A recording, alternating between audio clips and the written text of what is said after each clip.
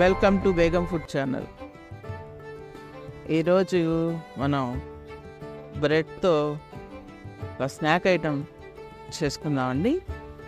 చూడండి ఎలా చేసుకోవాలో. దీనికి కావాల్సిన పాలు 2 గుడ్లు, తగినన్ని స్లైసెస్ అండి బ్రెడ్, 3 స్పూన్ల పంచదార, పావుసేరు పాలండి. కాచి చల్లార్చిన పాలల్లో చేయాలి, పచ్చి పాలు కాదండి.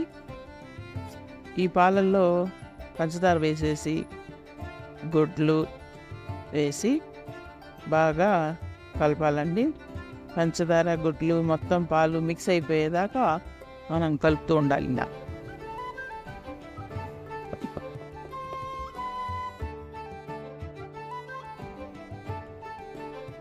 ఇప్పుడు స్టవ్ వెలిగించి పాన్ పెట్టుకొని దాని మీద ఆయిల్ వేసుకొని, నూనె లేకపోతే నెయ్యి అండి, నెయ్యి కూడా చాలా బాగుంటుంది. నేనైతే నూనె వేసాను, సన్ఫ్లవర్ ఆయిల్. నెయ్యి వేస్తే ఇంకా టేస్ట్ ఉంటుంది. ఇదిగోండి, ఇలా ముంచి బ్రెడ్ ముక్క అటు ఇటు వేసేయాలండి. లేట్ చేస్తే మళ్ళీ బ్రేక్ అయిపోతాయి. తొందరగా అటు ఇటు తిప్పేసి వేసేయండి. ఇలా నేనైతే వీట్ బ్రెడ్ తీసుకున్నానండి. మిల్క్ బ్రెడ్ అయితే చాలా చాలా తీయగా ఉంటుంది, ప్లస్ అది మైదా కూడా వస్తుందండి. ఇది వీట్ బ్రెడ్ కాబట్టి పిల్లలకు చాలా మంచిది. మనం బ్రెడ్లో ఉన్న పాలని ఎగిరిపోయేదాకా ఫ్రై చేసుకోవాలండి. మీడియం మంట మీద పెట్టి అప్పుడప్పుడు అలా ప్రెస్ చేస్తా తిప్పుకుంటా ఉంటే కాలిపోతాయండి బ్రెడ్ ముక్కలు. మెత్తగా రోస్ట్గా చాలా చాలా బాగుంటాయండి. ఒకసారి పిల్లలు మాత్రం ట్రై చేసి పెట్టండి. స్నాక్ ఐటెంలాగా బాగుంటుంది. చూడండి, అయిపోయింది. మళ్ళీ ఇంకొంచెం ఆయిల్ పోసి ఇంకో 4 ముక్కలు వేసేద్దామండి.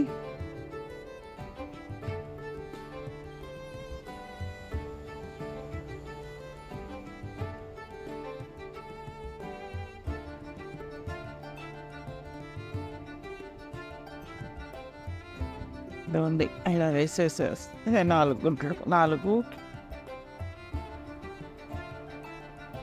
ముక్కలు వేసేసి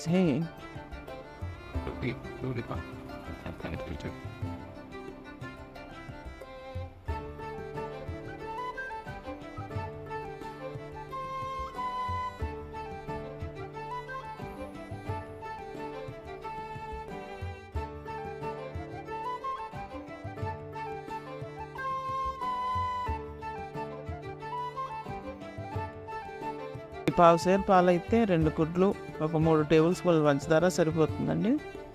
దీనికి ఒక 8 పీసెస్ బ్రెడ్ ముక్కలు సరిపోయినాయి. ఇంకొంచెం మిగిలింది కానీ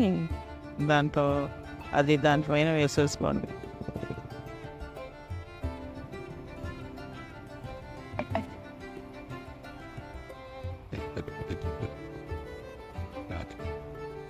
పాలు పచ్చి పాలు కాదండి, కాచి చల్లాల్సిన పాలలో చేసుకోవాలి.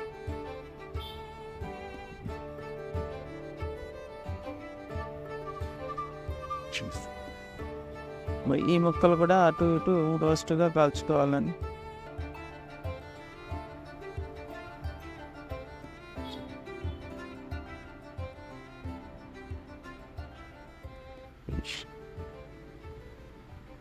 ఇవన్నీ అలా కాల్చేసుకుంటే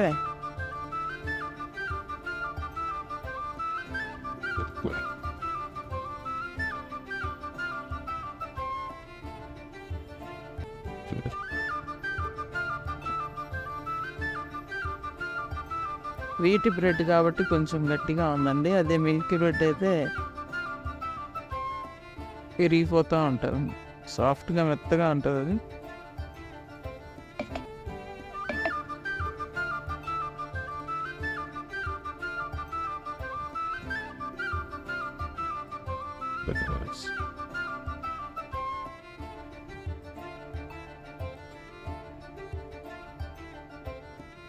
కొంచెం ఆయిల్ వేసుకున్నానండి, బ్రెడ్ ముక్కలకి సరిపోలేదు. అయిపోయినాయండి, ఇవి కూడా రెడీ అయిపోయినాయి. చూడండి చూడండి ఎంత సాఫ్ట్గా క్రిస్పీగా ఉన్నాయో, చాలా మెత్తగా బాగుంటాయండి. పిల్లలు బాగా ఇష్టపడతారు. నేను చేసి పెట్టండి ఒకసారి. Please like and subscribe. Thank you.